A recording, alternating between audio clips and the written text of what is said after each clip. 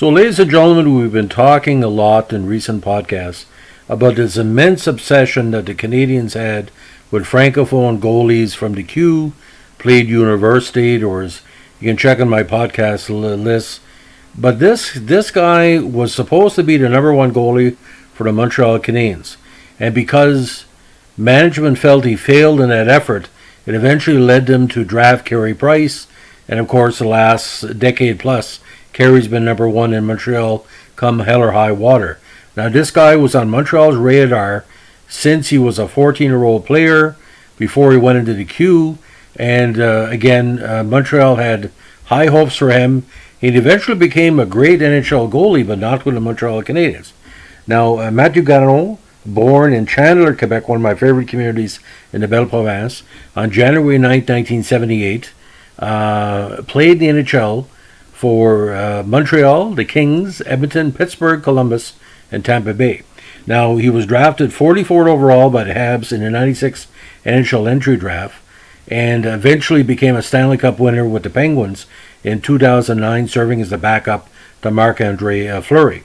Now, we're talking about these youth presence. As a young player, he played in the Quebec International Pee Wee Hockey Tournament in 91 with a squad from Rimouski. Rumors were going around that he was going to be high on the Q draft list, and he was. He spent his entire junior career with the Victoriaville Tigers of the Q. Now, in 3 outstanding seasons with Victoriaville, he posted a 74, 63, and 5 record. At the conclusion of the 98 season, 2 years after he was drafted, he won the Jacques Plante Memorial Trophy as the best goalie in the Q and was named to the Q First All-Star team. He was also named CHL Goalie of the Year and the top goaltender in Canadian Major Junior Hockey and to the CHL First All-Star team. Now, Garon also plays for Canada at the 98 World Juniors in Finland, when Canada finished for them a disappointing 8th. Now, so he's the best CHL goalie, the best Q goalie. Montreal has his rights.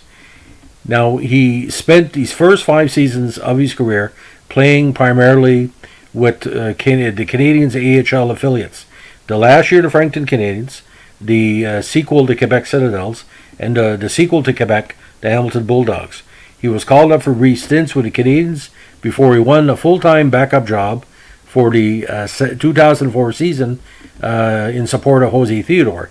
Now, Garon played 19 games that year, posting an 8.62 record, 2.27 goals against average, and an outstanding 92% save percentage.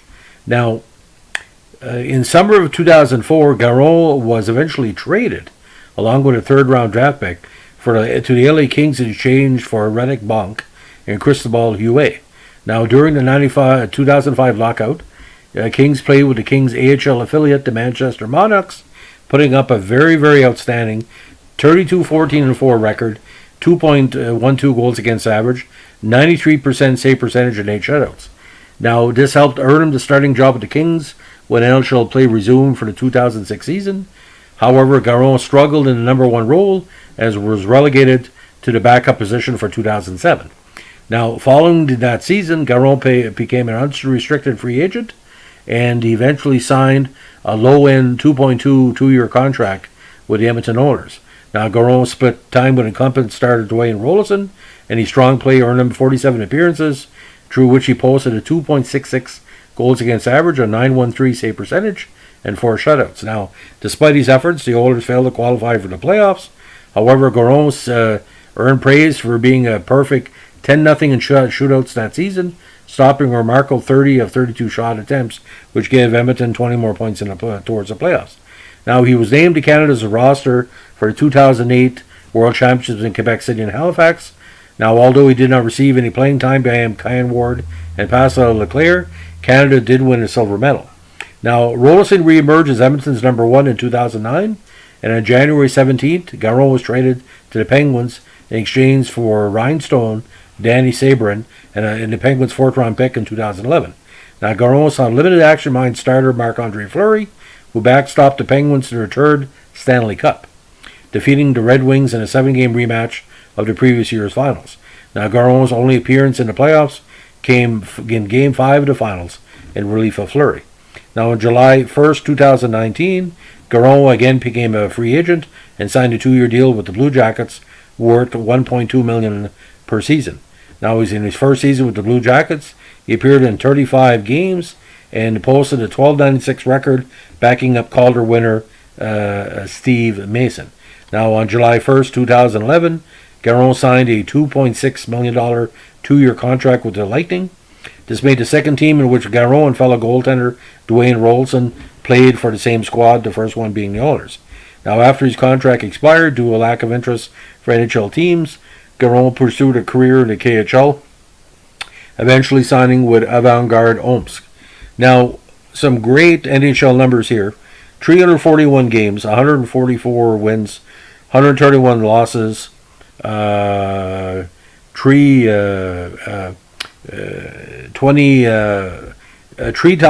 ties, because there were still ties before overtime came in, and 28 overtime losses. And we talked about the 10-0 record, so he was pretty good in overtime. 18,341 minutes, 20 shutouts, and 2.83 of an average. Again, 2 playoff games, 1 playoff game with Montreal in 04 when he played 12 minutes, and again that relief in the Cup year in 09. So overall, basically, we felt he could be a number one goalie, and he had that one season with LA and the one season with Edmonton where he proved he could be number one. But I think the Montreal from 1999 to 2004, 5 years and out, as we might say. In those games with Montreal, just to recap here, he played 11, 5, 8, and 19, and 2.44 average, 4.37, 1.99, and 2.27.